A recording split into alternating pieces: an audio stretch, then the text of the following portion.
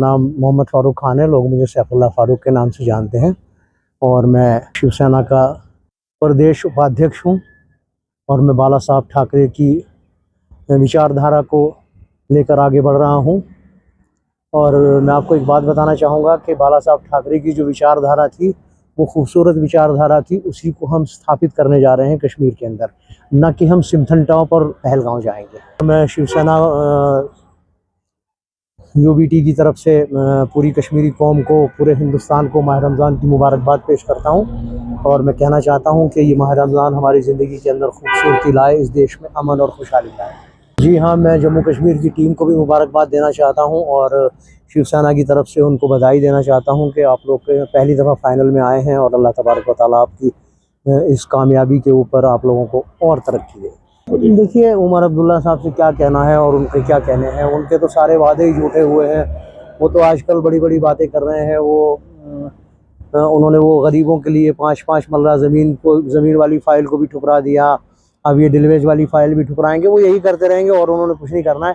इस टॉपिक पे आप बात ही मत कीजिए, कोई दूसरी बात करते हैं अपने देश की, अपने मुल्क की। ये जो चीज़ हुई है ये काबिल एहतराम है और काबिल खैर मकदम है। मैं ये कहना चाहूँगा, अगर ये चीज़ हो गई है तो फिर बहुत अच्छी बात है। इसके ऊपर चल के आगे कश्मीर में टूरिज़म को बढ़ावा मिलेगा और कारोबार अच्छा होगा। हमारे जो यहाँ कश्ती वाले हैं, घोड़े वाले हैं, उन सबको रोज़गार मिलेगा। कि मैंने आपसे पहले कहा कि हम बाला साहब ठाकरे की जो उनकी रणनीति थी, जो उनकी विचारधारा थी, हम उसको कश्मीर में स्थापित करने जा रहे हैं। ना कि हम सिमथन टॉप जाएंगे, ना हम पहलगांव जाएंगे।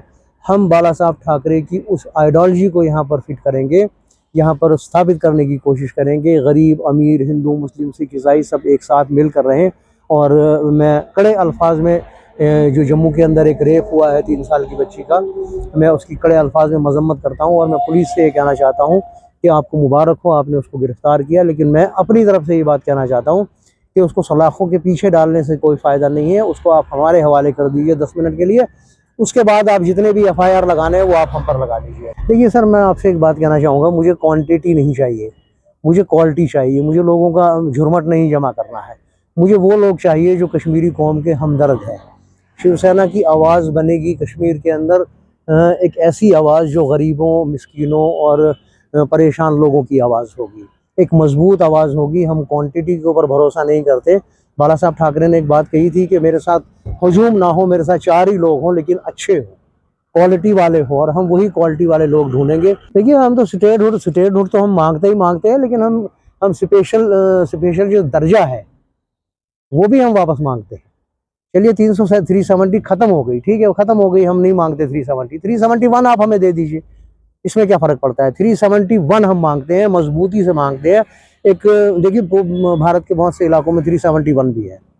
चलिए 370 जो उमर अब्दुल्ला ने, यहाँ की स्टेट पार्टियों ने उसको एक मुद्दा बनाया हुआ था, एक खौफ बनाया हुआ था, उसको हम कहते हैं चलिए ख़त्म कर दिया आपने, वेल एंड गुड। आप हमें 371 दे दीजिए। एक दफ़ा फिर सुन लीजिए, मैं अपने प्रधानमंत्री और अपने गृह मंत्री से कहना चाहता हूँ कि आप हमें 371 दे दीजिए, वो भी हमारे लिए ठीक है। ज़रूरी नहीं है 370 हमें चाहिए, हमें 371 दे दीजिए आप।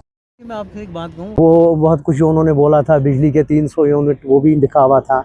लेकिन हम आपसे ये कहते हैं, हम बाला साहब ठाकरे के चाहने वाले हैं और हमारे जो बाला साहब थे उनकी कथनी और करनी में कोई फ़र्क नहीं हुआ करता था। तो आप इंशाल्लाह ये याद रखिए कि अगर हम किसी अच्छे ओहदे पर आते हैं तो हम इन मुद्दों के ऊपर बात